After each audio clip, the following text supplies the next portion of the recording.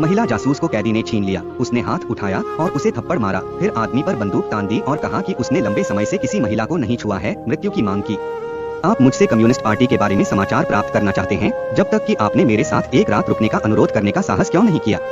पता चला कि एक दिन पहले सैन्य जेल में एक अविश्वसनीय दृश्य हुआ था। जासूसों की नाक के नीचे से 2 भूमिगत गिरोह गायब हो गए।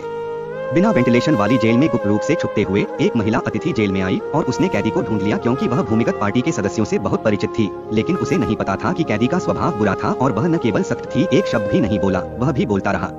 उसने महिला एजेंट को भी बेधड़क छेड़ा और फिर उसे नए साल का जश्न मनाने के लिए अपने साथ चलने को कहा। महिला एजेंट इतनी गुस्से में थी कि उसने अप्रत्याशित रूप से धमकी के बावजूद भी बंदूक देने से इनकार कर दिया और एजेंट पर ध्यान दिए बिना लेट गया। उसके पास जाने के अलावा कोई विकल्प नहीं था और उसकी रिपोर्ट सुनकर बॉस क्रोधित हो गया और कैदियों से निपटने के लिए चला गया। लेकिन महिला एजेंट ने उसे रोक दिया, क्योंकि वे कार्य पूरा नहीं कर सके। उसने इसे आजमाने का निर्णय लिया, इसलिए वह अपनी सहमति व्यक्त करने के लिए सार्वजनिक रूप से कैदियों के पास गई। मैंने टिप्पणी की, क्या आप सोचते हैं कि मैं मूर्ख हूँ? बेशक आप पहले भुगतान करें और मैं आपको बाद में बताऊंगा। फिर मैं आप पर कैसे भरोसा कर सकता हूँ?